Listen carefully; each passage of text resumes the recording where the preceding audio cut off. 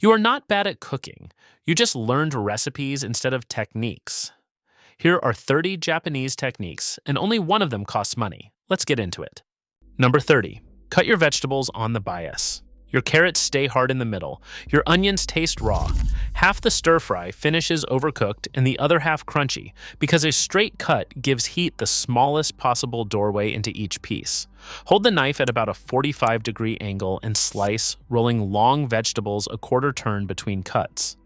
That diagonal exposes far more surface area per piece, so heat and seasoning reach the center in a fraction of the time. This is the cut Japanese home cooks use for almost everything going into a hot pan. Number 29, roll your cucumbers in salt on the cutting board. Watery cucumber ruins a salad. It dilutes the dressing. It goes limp in 10 minutes. Sprinkle about 1 teaspoon of salt on the board, lay the cucumber on it, and roll it under your flat palm for 30 seconds, then rinse and pat dry. Salt pulls surface water out by osmosis while the abrasion scuffs the skin open, which deepens the color and firms the texture. This is how Japanese restaurants get cucumber that snaps, and it is what my grandma Yuki did, rolling them under her palm on a board she had already salted before I walked in. I thought she was just being rough with the vegetables. She was not. Number 28, cut hidden slits into thick vegetables before you simmer them. A round of daikon can sit in broth for 40 minutes and still taste like plain daikon in the middle. Score a shallow crosshatch about 1/8 of an inch deep into the side that faces down. Those cuts sever the tough fibrous bands and give the liquid a direct path inward, so flavor travels in rather than sitting on the surface. This is standard in Japanese kitchens for daikon, squash, and squid, and nobody at the table ever sees it. Number 27, wash your rice and dump the first water within 10 seconds. Gummy rice, cloudy rice. Rice that clumps into paste at the bottom of the bowl. Cover the grains with cold water, swirl fast, pour it off immediately, and repeat 3 or 4 times until the water runs nearly clear. You are removing loose surface starch that would otherwise glue the grains together, and you dump that first water fast because dry rice absorbs whatever touches it first. If you have skipped this because somebody told you that you are rinsing away the nutrition, almost nothing meaningful leaves with that water. This is the first thing every Japanese home cook learns. Number 26, soak your rice for 30 minutes before the heat goes on. Rice straight from the bag, cooks from the outside in, and leaves a chalky core in every grain. Cover the washed rice with its cooking water and let it sit 30 minutes or an hour in a cold kitchen.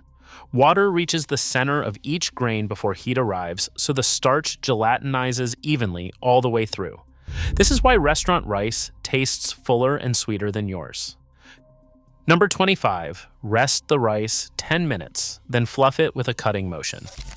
Most people lift the lid the second the timer goes and stir, which crushes the grains and leaves the bottom soaked while the top dries out. Leave the lid on 10 full minutes off the heat, then slice down through the rice with a paddle and lift it in wedges. Moisture equilibrates from the wet bottom grains to the drier top ones, and cutting lets trapped steam escape instead of condensing back into the pot.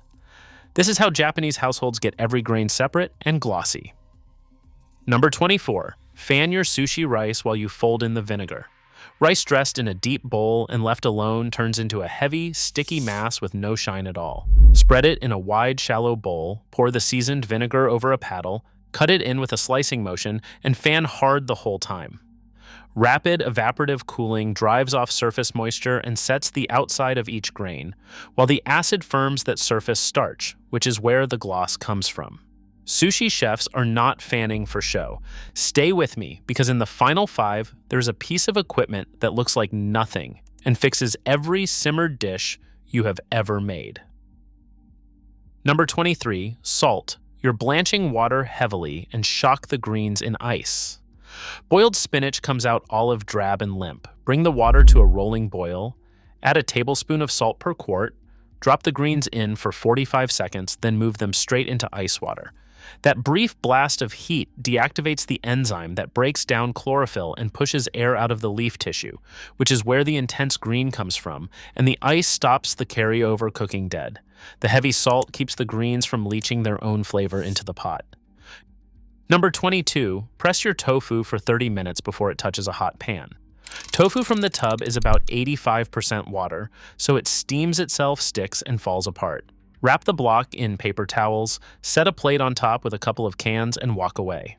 Surface water has to evaporate completely before the pan can climb past the boiling point, and browning cannot begin until it does. This is the difference between restaurant tofu and beige mush.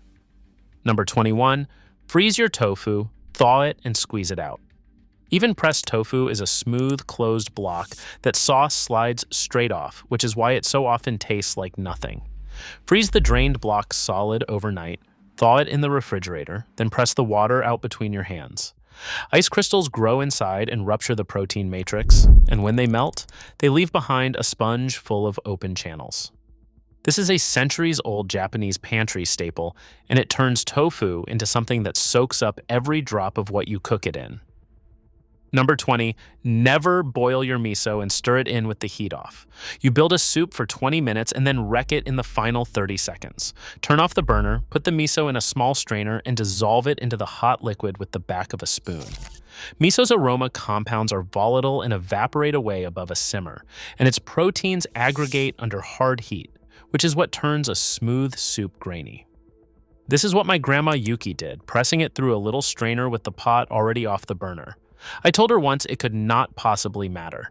I have since apologized, and the dashi she built underneath it is number 1, so hang on. Number 19, add sugar before salt, always. Simmered dishes come out with a sharp, salty edge and no depth underneath, no matter how long you cook them. The traditional order is sugar, then sake, then vinegar, then soy sauce, then miso.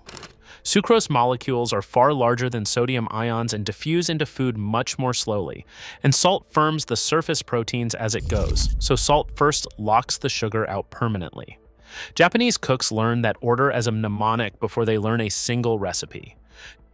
Number 18, splash sake or mirin on fish and meat before you cook them.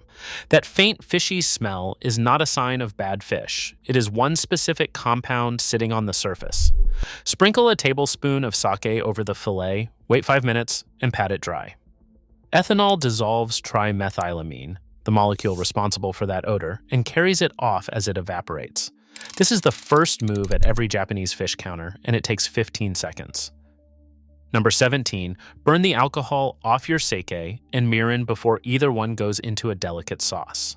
Raw mirin in a dipping sauce tastes harsh and boozy and flattens whatever you serve with it. Pour it into a small pan, simmer it 30 seconds, and take it off the heat. Ethanol evaporates well below the boiling point of water, leaving the sugars and glutamates behind rounder and more concentrated.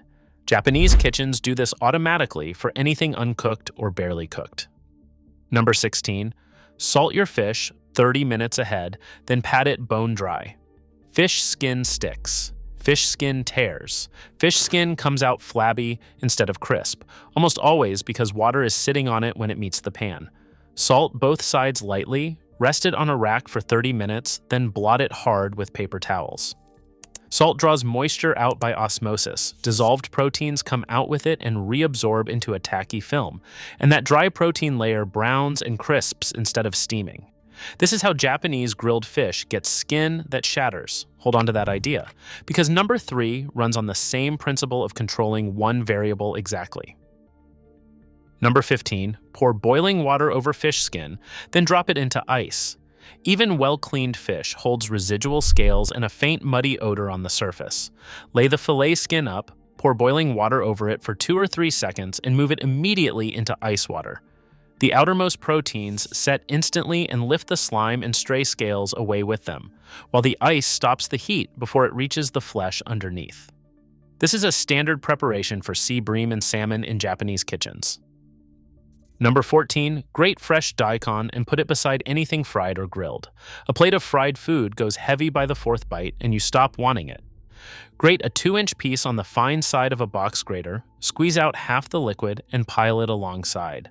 Raw daikon carries active amylase and protease enzymes, plus the same pungent compounds found in mustard, which cut cleanly through fat on the palate. This is why that little white mound sits next to tempura in every Japanese restaurant. Number 13, soak dried shiitake in cold water overnight and keep the liquid. Everyone reaches for hot water because it is faster, and it costs them the entire point of the mushroom. Cover the caps with cold water, refrigerate overnight, and save that dark liquid for soups and simmered dishes. An enzyme in the dried mushroom converts its own RNA into guanylate at low temperature, one of the most powerful savory compounds in cooking, and hot water deactivates that enzyme while pulling out bitterness instead. In Japanese kitchens, that soaking water is treated as an ingredient, never as waste. Number 12, marinate meat and fish in shio koji. Chicken breast goes dry, pork chops go tight, and lean fish goes chalky because there is no fat in them to cover for you. Rub about 2 tablespoons per pound over the surface, refrigerate for 30 minutes to overnight, and wipe most of it off before cooking. Koji's protease enzymes cleave muscle proteins into free amino acids, which tenderizes the texture and multiplies the savory flavor at the same time. My grandma Yuki never told me why she kept that jar. She moved my hand and said, "Do it this way." Number 11, press raw fish between sheets of kombu for an hour. Very lean white fish can taste thin and watery on its own, especially the day after you buy it. Wipe 2 sheets of dried kombu with a damp cloth, lay the fillets between them, wrap it tightly, and refrigerate 1 to 3 hours. The dry kelp pulls water out by osmosis, while its glutamate travels the other way into the flesh, so the fish gets firmer and deeply savory at the same time. This is a classic Japanese technique that turns ordinary fish into something worth serving raw. Number 10, coat fried chicken in potato starch instead of flour. Flour-coated chicken goes soft within minutes of leaving the oil. Toss marinated thigh pieces in potato starch until they feel dry to the touch, then fry. Pure starch has no gluten in it, so it gelatinizes on contact with hot oil and then dehydrates into a thin, glassy shell. This is exactly what gives Japanese karaage its light, crackly crust. Number 9, fry everything twice.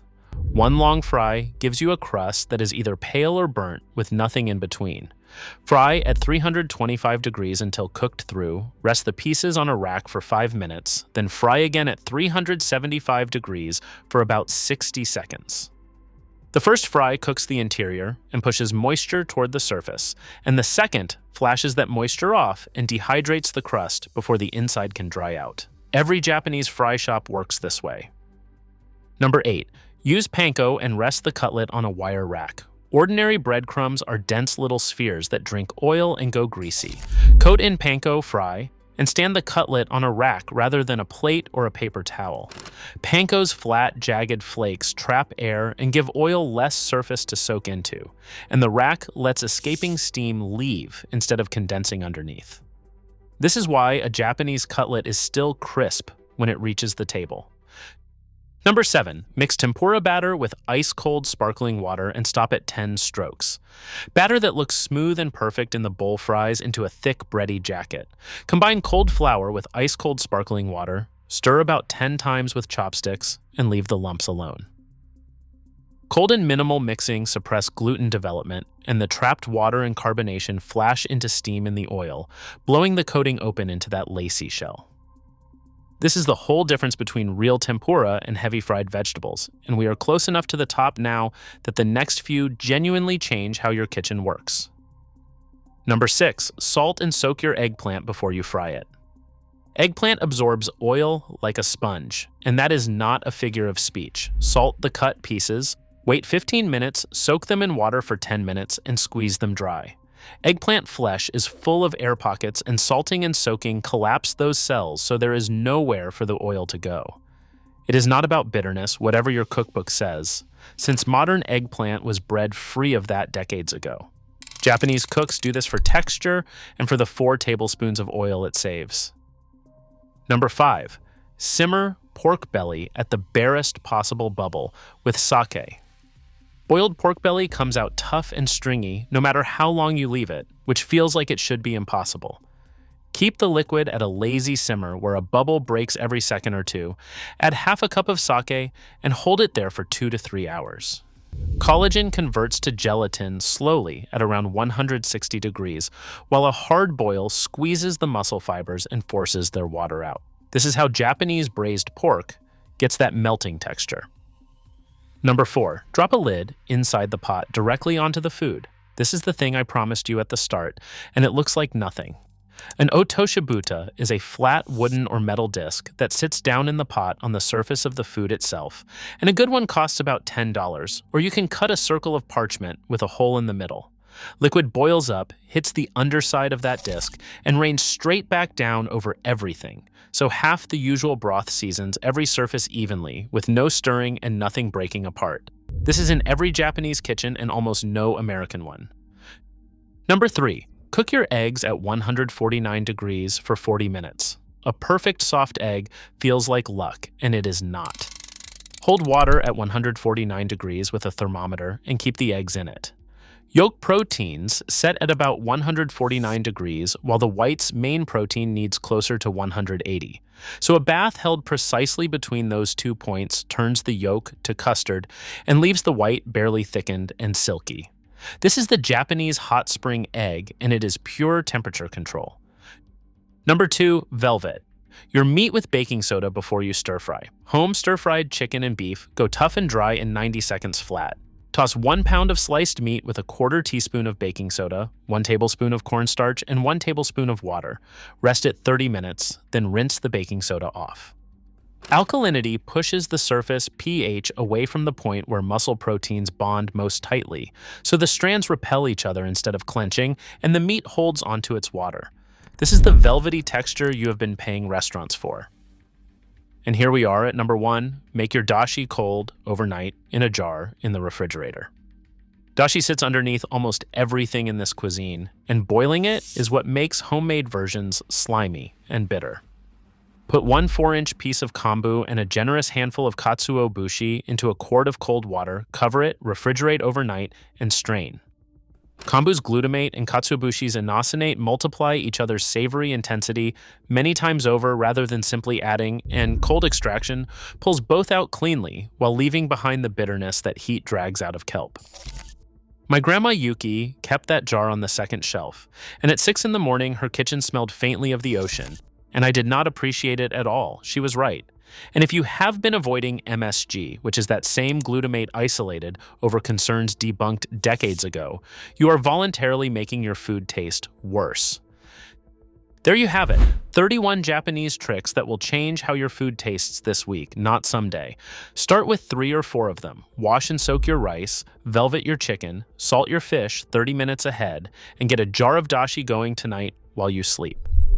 Your cooking will improve immediately and dramatically. A few of these came from my grandma Yuki, who never explained a single one of them, and who would be quietly pleased that they are in your kitchen now.